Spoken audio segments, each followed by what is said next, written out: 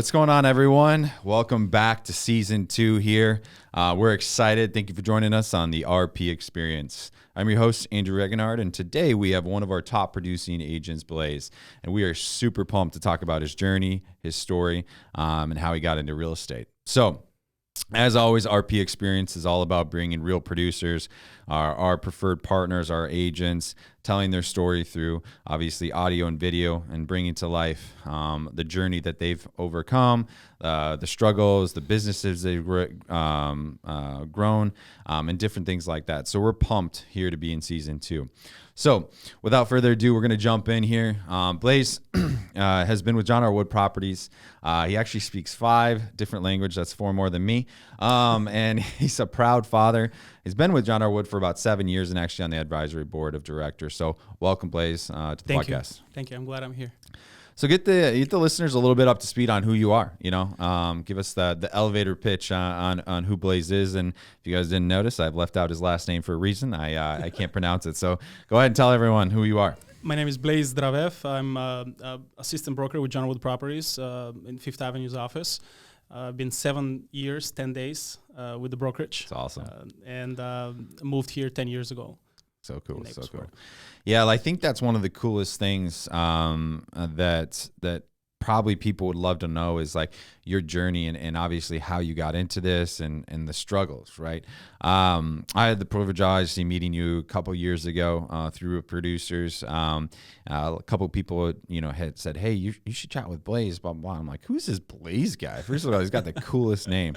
I remember there's a show back in the day and it was like American Gladiator or something. And like they had these like, I don't know, it was like jokes, but anyways, like Blaze was one of the names and it was like, all these crazy names. Anyways, that was the first thing I thought. But, you had an amazing journey, amazing story at that time. And you were newer to the business. And fun fact for everyone listening, Blaze is actually the first realtor through Real Producers here down in Southwest Florida to be featured as a rising star and then actually make the cover, which is a huge accomplishment because a lot of people don't know that a rising star is anyone from 2, 3, up to 5 years in the business. So a newbie, right? That's already crested into the top 500, which you did, which is impressive, right? It takes a long time to build the relationships. It takes a long time to build a business, right? And so you did that in such a short amount of time. But then to make the cover, right, doing 50 plus million to be able to make the cover of Real Producers is absolutely impressive. So huge kudos. And that just kind of goes to show of what Blaze has accomplished so far. So way to go. So tell us, where are you from? I'm originally from Macedonia. It's a former Republic of Yugoslavia, north of Greece, in Eastern Europe. Very small country, 2 million people. So you grew up there. Tell us a little bit about your childhood. Yes, I grew up in a small town named Radovic in the east part of the country. Only 30,000 people live there. Okay. I grew up with in a perfect family, I'll call it. My dad was a very hardworking man. He was an entrepreneur, so I raised with an entrepreneur. Both my mom and my dad were very hardworking people. I have an older sister, and from early age, we start learning, and my dad was all about, showing by example. Right. He wasn't really talking a lot. He would just go get the job done, and we'll see what he's doing. And he was bringing bread to the table at home. Yeah. And quick, man, early in my, I think I was 12 or 13 years old when I started making money and working with my dad, and even younger than that, I started working with him. And I learned a lot about business and business owners, and fall in love in building things and building businesses and relationships. Right. Yeah, I bet it molded a lot of who you are obviously today, right? Big time. Now when I look back at the big picture and I see that little things that I learned back in the days from my dad, it's amazing how I implement that in today's. And those are habits for you, right? Those are those were already trained in a young age to be the standard, right? Yes. Where some people are like, why do you do that? How do you not do that, right? And that can be applied to so many different ways. He would wake me up at 5:30 in the morning. And, Macedonia is such a small country, but his business back in the day that it still exists today, and my sister runs the business, he would wake me up and we'll go to a different city. So we have to drive hour and 30 minutes, 2 hours to this vocation, and I was asking when I was younger, I said, Dad, why we have to wake up this early? So he always used to say to me, you have to get prepared, you have to be prepared, you have to get there on time. And he was big in being there on time, and always even earlier, and make the meeting and the appointment, and show up and get the job done. Yeah. So that habit, it's still with me. I still wake up at the same time, 5:30, 5:45, I'm up. I'm up. And your body just gets used to it. It's trained. Yeah. And, a lot of, I get up early, not quite 5:30. I'm doing like a 5:45, 6 o'clock, and I mean, it's just like on the weekends still, it's like same thing. I'm like, I'm going to sleep in, I'm going to sleep in. It's like, no. I try to sleep until it's one of my challenges. Like I need to stay in bed until 9 o'clock. How they call it, a beauty sleep. Yeah, exactly. No way. Sleep. Yeah. No way. That's crazy. So how did you get into? How did you learn 5 different languages? Like, what was it a goal, or did you just have to because of different countries around? Like 5 different languages, extremely impressive. So I have the blessing of being in the Eastern Europe and the Balkans, and part of the old Yugoslavian countries. Most of these languages are very similar, but I think Macedonians have the ability to talk and understand Serbian, Croatian, Montenegro, Bulgarian, but all these other countries cannot do the same thing. So that's my power. I can, I have clients from all around the world now, but I can easily talk to a Bulgarian client, Croatian, Montenegro, Serbian. It's a very similar language, but the slang is different. So if you don't know what you're saying, you might say the wrong thing, and they'll be like, okay, like, hey, I was trying, all right? Yeah. Didn't mean that. I retract that. So obviously, over in Eastern Europe, and now you're here in Southwest Florida, right? Yes, sir. What made you, or what pushed you to come here to Southwest Florida? Lifestyle was the first thing. Okay. I was here first time in the United States back in 2006 as an exchange student program I graduated criminal justice back in Eastern Europe, and I was here for 3 months and fell in love. I was in Bethesda, Maryland, in a beautiful family. I spent 3 months there. And, I was very young. I was 17, 18, and I fell in love in America. Give the listeners an understanding, if you don't mind, sure. Your age. I'm 35 now. 35. I'm 35. So I was 18 when I first came here, 3 months in Maryland, Bethesda, fell in love in Maryland, and went back home. My wife now, back then it was my girlfriend, so my high school sweetheart. Yes. Emilia, she was like, how was it? And I said, it's amazing. It's a dreamland. We have to go. We have to go. So back then, I knew that one day I'm going to live here. Maybe Maryland, maybe somewhere else. I didn't know about Florida. And she, long story short, she had a best friend who moved from high school to Florida, Naples, Florida. And 2 years later, when I came back, I think 2008, 9, she was getting married here. So me and my wife, we got fortunate enough to get a visa to come to their wedding, which was in Naples. Oh. And we were like, wow, this is a different level. This is the paradise. Yeah. So we spent some time here. Yeah, we fell in love in Naples. We went back, graduated, finished our colleges, and we couldn't stop thinking about Naples. Actually, we had a very good life going on. She finished her master's in law school. She had a great job opportunity in one of the biggest companies in Eastern Macedonia. I was, working with my dad, growing his business, had a secure business that he already built, and then had my own coffee shop, which I opened, and that was running really well, and a couple other hustle businesses on the side. So we were both making very good money. We had a great lifestyle. And when we sit down and tell our friends we're moving, we're going to America, and they're like, what? Are you guys crazy? Right. Like, are you serious? And, we just left everything there and came here. Yeah. And it's crazy to think, because we've had some amazing people on here, and most people were pretty comfortable, or what a lot of people would think are comfortable in a current situation, and they wanted change, and they wanted to better themselves, they wanted to better their family, or they wanted more of a challenge, and they did it. And a lot of people, in most situations, they said a lot of people were doubting them, and it sounds like the same situation for you. And it's just impressive that you were like, I'm not going to listen to the naysayers. No. I want to follow my dreams. I want to follow my passion, which is incredible. Do you 100%. think, with that, do you think that's kind of one of the greatest risks you'd say in your life? I mean, obviously that's a big change for you, or what would you say your greatest risk is? I have a different opinion about risk. Okay. I really don't.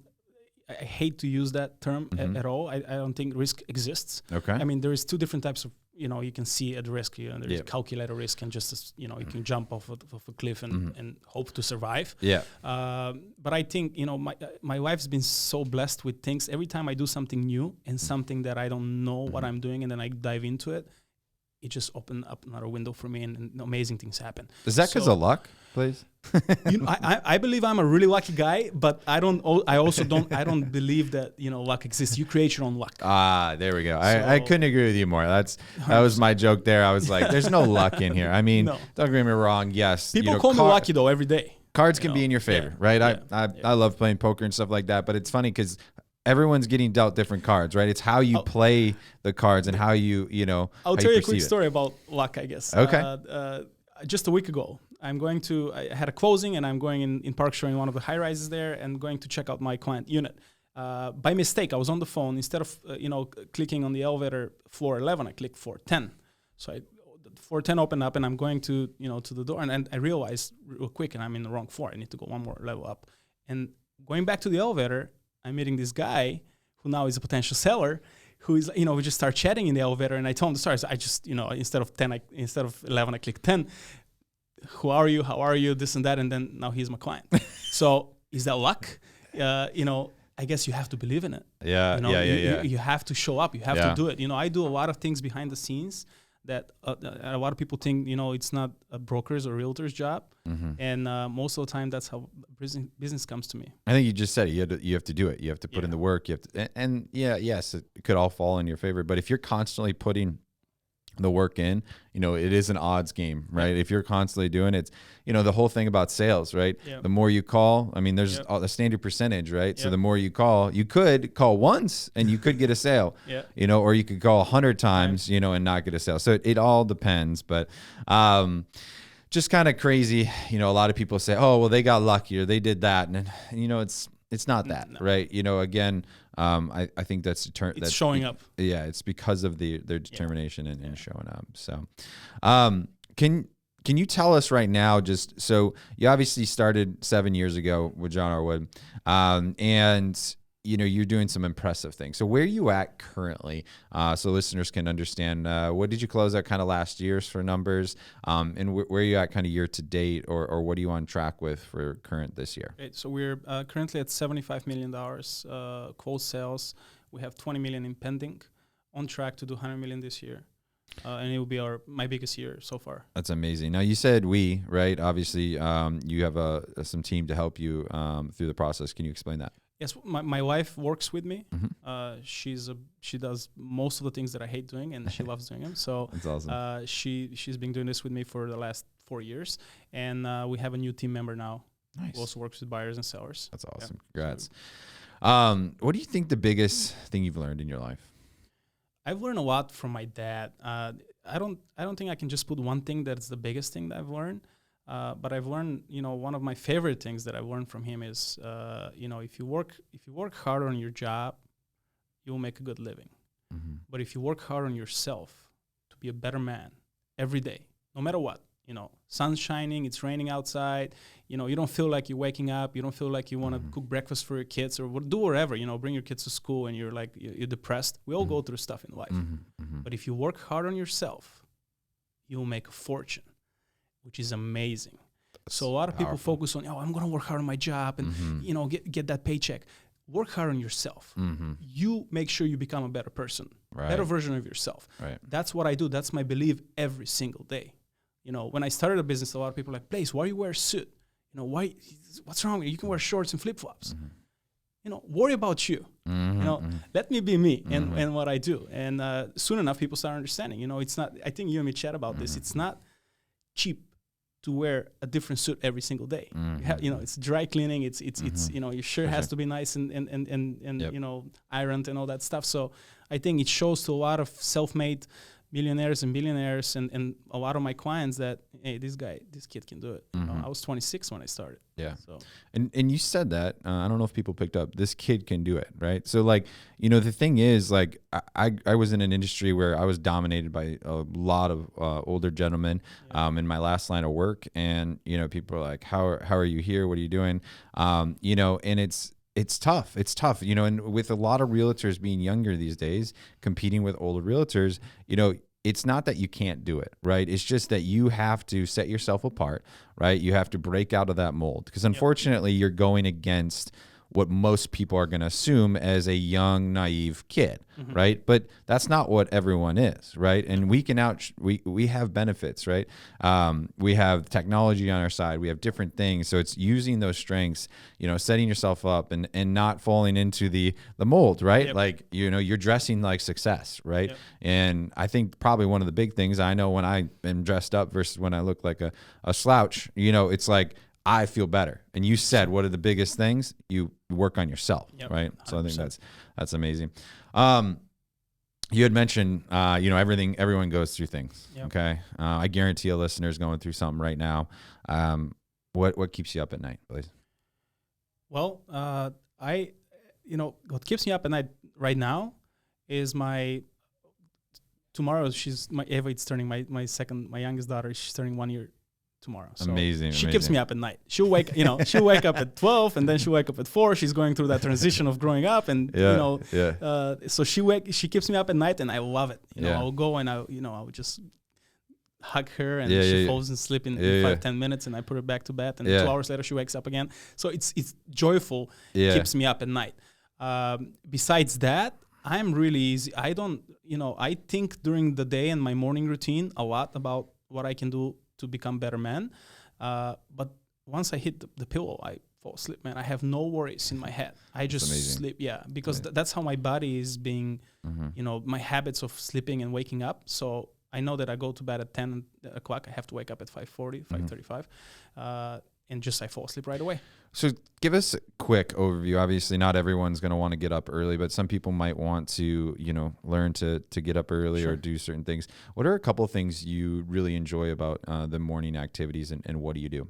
Perfect. So I'm new when I say new, 3 months, I guess, learning the Iceman Hof method of you know, cold plunges in the morning. Yeah. And honestly, Andrew, I got addicted to it. Okay. So I'll prepare my cold plunge at nighttime. So I'll do before I go to bed, I'll do a 5-minute. When I say cold, you know, 40 to 50 Fahrenheit, you know, water temperature, and then I'll go in for 5 minutes. So that's good until the next morning. It will stay around 50. So once I wake up, that's the first thing I do. Boom, I'm in the cold water for 5 minutes. So you get in for 5 minutes? I get in the cold water. No, at night? Night and morning. Yeah. Oh, both. I do both. So I do twice a day. Okay. And it feels amazing. It's just like in the bathtub and you do like a big like. No, I bought this. It's outside by my pool. I bought a big. I forgot the name of the brand. It's like a really cool barrel that keeps. I know what you're talking about. Yeah. I've seen it because I did a little research on them before, and I was like, this is interesting. Okay. Super cool. Yeah. I highly recommend it. Super yes, cool. I highly recommend it. You know, to anybody. It'll change your perspective in the morning, gratitude about life. And, you know, the way mine is positioned, like I'm, you know, if the sun goes up and whatever, you know, usually it's early in the morning, but it's just amazing meditation for 5 minutes. That's awesome. Yeah. Amazing. What are a couple other things? So I like diversity. I try to put my schedule. I don't look at my schedule. It's just, you know, first of all, I don't think what I do, it's work. To me, it's a lifestyle. And I think we talked about that a couple of times. I will schedule a tennis game with a client. I will schedule a golf game with a client. So in 1 week, I have to do maybe 2 runs. One has to be on the beach. I'll play tennis. I'll play golf once a week. And I'll hit the gym probably twice a week as well. So I try to stay active 7 days out of the week. That's amazing. Yeah. What keeps you motivated, inspired? It's hard getting up every morning, right? Like you said, said it earlier. Like, you know, sometimes you don't want to, sometimes you don't want to do this. So like, what keeps you inspired, motivated? My family, my kids. I think I'm born like this. I'm a very ambitious man. I'm also very competitive too. Okay. So I feel like if I take a day off, I feel like I'm behind. And just moving here, you know, 10 and a half, 11 years ago, I always have this mindset of I have to work harder than the next guy just so I can be as good as the next guy. So I'm never satisfied with my hustle. Never, ever. So even now, you know, we're going to reach our 100 million this year. I don't think that's enough. I think the potential in me, it's, you know, there's more than that. There's more coming. So. I want to ask you this because there's so many, you broke into a market that was tough, right? But not just like I'm talking about South Australia. You broke into the United States, the American culture, everything, right? You're an immigrant that came over and, in the sense, defeated the odds, right? But a lot of people might have been in a different industry or moved from a different town locally in Florida, somewhere in Florida, and now is trying to break into Naples. And they're saying, oh, it's a tough market. It's, the good old boys club kind of thing, or it's dominated by these, select agents, you're one of those agents now, but you weren't 7 years ago. So what are a couple pieces of advice for an agent that's trying to get into this market? Don't take advice from somebody who is less successful than you or who you think doesn't have a drive to become a successful person. There's a lot of people out there. They're good people. They're nice people. But they will say things to you when you share their dreams to them. They will say things, oh, you cannot, this guy has that market, or it's tough to get into that market, or there's no way you can do it. So never take advice on that. Whatever your subconscious mind is telling you or your gut feeling is telling you should do, just go ahead and do it. And then prove yourself wrong or vice versa, just make sure you're going to do something with love and passion. And once you start something, finish it. So, there's a lot of people who ask me, hey, I want to get into real estate. They will send me a quick text message. I'm not going to respond because I'm busy. My priority is my clients. And then they disappear. And then they'll see me 3 months later. Oh, you didn't respond back to my text message. Well, you weren't persistent enough. You want to work with me. You want to be part of the team. You want to become successful. Right. One text message is not going to do it. Right. And there's a lot of people out there. They see the success. And one of my mentors told me once, and he said, Blaise, you make it look easy. It's not that easy. And you're a hardworking person. We make it look easy, but it's not that easy. Well, and I think that's a little bit of the technology nowadays, right? The social media part of it, right? 100%. They just see the glam, right? They 100%. see the oh my gosh, you're doing this, but they don't see that you're getting up at 5 o'clock. They don't see you. They're doing a polar plunge in the morning to be able to reset your mind from all the negatives and the disruptors, right? They don't see that struggle. They don't see you getting up, all that kind of stuff. I know, obviously what the journey you did with your family, and then, you were battling different things within your family where you're at the hospital, then you were leaving the hospital to go to a closing and show your client. People don't see that. All they see is the numbers and, oh, it must be easy, Blaise. And it's like, that is so far from the truth. So I hope people realize that and really pull that from your message there. I got chills. My wife reminded me yesterday, actually, because Ava's birthday is tomorrow, and she was like, you remember last year, this time we were in hospital, and Ava was 59 days in the NICU, and you had like 7 closings that week. And one of the attorneys I was working with called me and said, Blaise, you have to be there, and we have to show up on this closing. We need you here. And I said, I can't. I'm in hospital. And he's like, send Emilia. I said, Emilia is my wife. I'm in the hospital with her. It's like, how can I send her? It's like, they don't understand. We did some of the biggest numbers in one of my hardest periods in my life last year. It's crazy. Yeah. Unbelievable. So blessed, and thanks God, God was with us. And I want to ask one final question, because we kind of go with the younger generation, and we're talking different things, and and this can apply to realtors, anything. Like, if you were going to tell your 18 or 20-year-old self something, what would you want to tell them right now? Don't wait, just do it. Do it right away. Don't wait at all. Powerful. Just do it. You're young, you're 18, who cares? Do it. Powerful. Do it. I love it. This was packed with great information, Blaise. If you can't imagine, we already flew through here. So, yes, I just want to thank you so much, Blaise, for coming on here, sharing your story, inspiring other people. That's what we really love about the RP experience. As always, check it out. YouTube, Instagram. We'll have it on Facebook, everything like that. We're here at Venture X in the podcast studio. Don't forget to like, subscribe, and stay tuned for the next episode. Thank you for inviting me. Thank you, Blaise. Appreciate it. Have a great one. Thanks, sir.